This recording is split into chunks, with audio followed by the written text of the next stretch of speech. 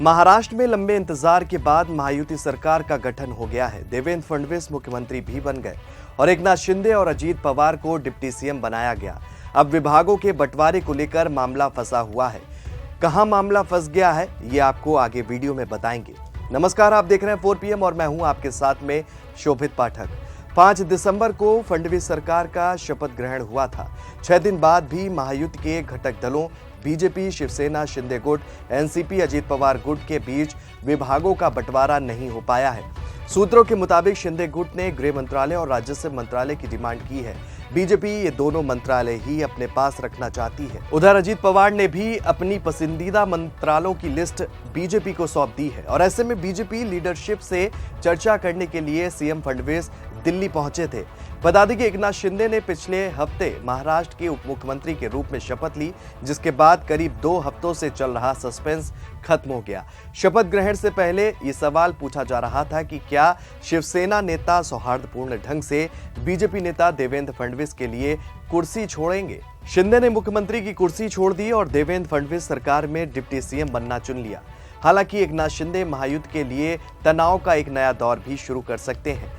महाराष्ट्र के मुख्यमंत्री देवेंद्र फडणवीस और भाजपा के राष्ट्रीय अध्यक्ष जेपी नड्डा ने देर रात केंद्रीय गृह मंत्री अमित शाह के साथ उनके आवास पर बैठक की। महाराष्ट्र विधानसभा चुनाव में प्रचंड जीत के बाद 5 दिसंबर को महायुति सरकार ने सत्ता संभाली थी और इसके बाद बीजेपी, शिवसेना और एनसीपी के बीच विभागों के आवंटन को लेकर चल रही अटकलों के बीच ये बैठक हुई। बता दें कि उप मुख्यमंत्री एकनाथ शिंदे अमित शाह के साथ बैठक में मौजूद नहीं थे। सूत्रों के मुताबिक देवेंद्र फडणवीस की बीजेपी के शीर्ष नेताओं के साथ महायुति सरकार में शामिल दलों के बीच पोर्टफोलियो आवंटन को लेकर चर्चा हुई। सूत्रों का यहां तक कहना है कि महाराष्ट्र में कैबिनेट विस्तार 14 दिसंबर को हो सकता है। सूत्रों का यह दावा है कि एकनाथ शिंदे के नेतृत्व वाली शिवसेना को गृह विभाग नहीं मिलेगा और राजस्व विभाग भी आवंटित किए जाने की संभावना नहीं है। बता दें कि 5 दिसंबर को देवेंद्र फडणवीस ने महाराष्ट्र के मुख्यमंत्री की शपथ ली थी और उनके साथ ही एकनाथ शिंदे, अजीत पवार ने उप मुख्यमंत्री की शपथ ली थी। उस वक्त फडणवीस ने मीडिया से बात करते हुए कहा था कि महाराष्ट्र में शीतकालीन सत्र के शुरू होने से पहले मंत्रिमंडल का विस्तार होगा। बता दें कि महाराष्ट्र में 16 दिसंबर से शीतकालीन सत्र शुरू होगा। सूत्रों का कहना है कि बीजेपी अपने पास गृह, आवास, राजस्व, सामान्य प्रशासन विभाग, कानून और न्यायपालिका, ग्रामीण विकास, बिजली, जल, आदिवासी कल्याण, ओबीसी, तकनीकी शिक्षा विभाग आदि रख सकती है। वहीं शिवसेना के हिस्से में शहरी विकास, स्कूल शिक्षा, स्वास्थ्य और लोक निर्माण आदि आ सकते हैं। वहीं एनसीपी के पास वित्त, कृषि और महिला एवं बाल कल्याण विभाग आ सकता है।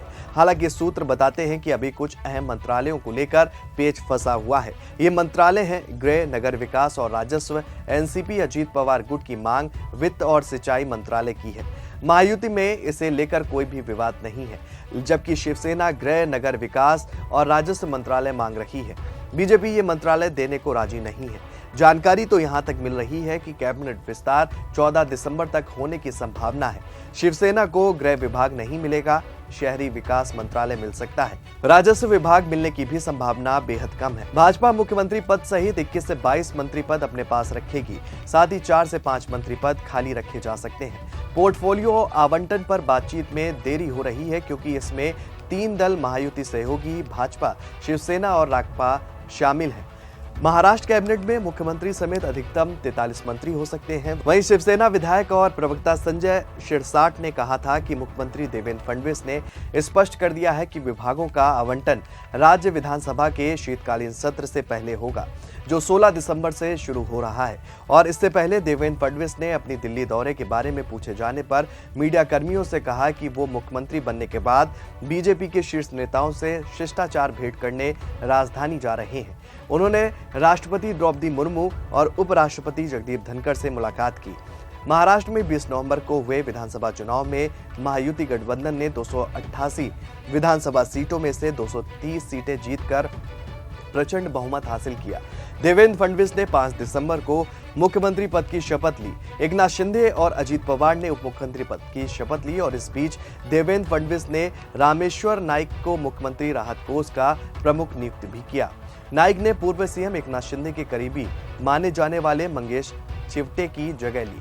पोर्टफोलियो आवंटन पर अटकलों के बीच एक शिवसेना नेता ने कहा कि पार्टी नई राज्य कैबिनेट में 3 पूर्व मंत्रियों को मौका नहीं देगी। इसके पीछे का कारण मंत्री के रूप में उनका परफॉर्मेंस ठीक नहीं होना और जनता के लिए एक्सेसिबल नहीं होना बताया गया। वहीं पार्टी उनकी जगह नए चेहरों को मौका दे सकती है। वहीं एकनाथ शिंदे के करीबी शिवसेना विधायक ने बताया कि जिन 3 पूर्व मंत्रियों को इस बार कैबिनेट में शामिल नहीं करने का निर्णय लिया गया है, वे कोंकण, पश्चिमी महाराष्ट्र और मराठावाड़ा से आते हैं। पार्टी के कई विधायकों ने शिकायत की थी कि पिछली महायुति सरकार के दौरान उनके लिए भी इन 3 मंत्रियों तक पहुंचना आसान नहीं था। बीजेपी और देवेंद्र फडणवीस के लिए किसको कौन सा मंत्रालय मिले और महाराष्ट्र सरकार के लिए मंत्रिमंडल का गठन अगली बड़ी चुनौती हो सकता है, खासकर तब जब दोनों सहयोगियों ने समर्थन के बदले बड़े विभागों की डिमांड की है। उदाहरण के लिए माना जाता है कि शिंदे का सेना गुट हाई प्रोफाइल गृह मंत्रालय चाहता है, जो पिछली सरकार में देवेंद्र फडणवीस के पास था। तर्क दिया जा रहा है कि ये मुख्यमंत्री की कुर्सी छोड़ने के लिए बड़ा पुरस्कार होगा। हालांकि इस बात की संभावना नहीं है कि भाजपा गृह विभाग छोड़ना चाहेगी।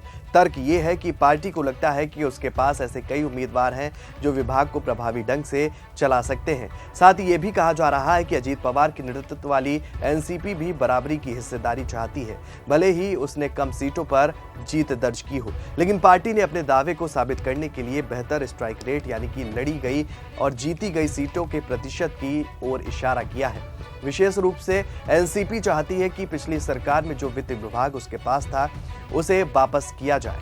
हालांकि ये मामला बीजेपी के लिए परेशान करने वाला बन गया है, क्योंकि शिवसेना भी वित्त ही चाहती है। यह शिंदे की ऐसी इच्छा है जिसका पूरा होना बेहद मुश्किल नजर आ रहा है, क्योंकि वित्त योजना और सिंचाई विभाग एनसीपी के पास जा सकता है।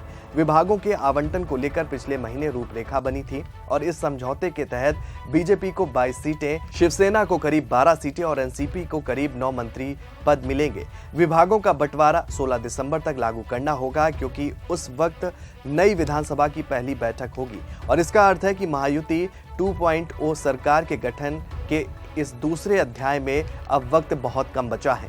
फिलहाल महाराष्ट्र की सियासत शीत युद्ध का अखाड़ा बन गई है और यहाँ जो बीजेपी चाह रही है वही साथी दलों को अभी तक करना पड़ा है, जो शिंदे और अजीत दादा को राज नहीं आ रहा है। अब देखने वाली बात ये होगी कि अगर एकनाथ शिंदे और अजीत पवार को उनके मन के हिसाब के विभाग नहीं मिले तो उनका अगला कदम क्या होगा। इस खबर में फिलहाल इतना ही। ऐसी ही तमाम राजनीतिक खबरों के लिए बने रहिए और देखते रहिए 4 PM न्यूज नेटवर्क।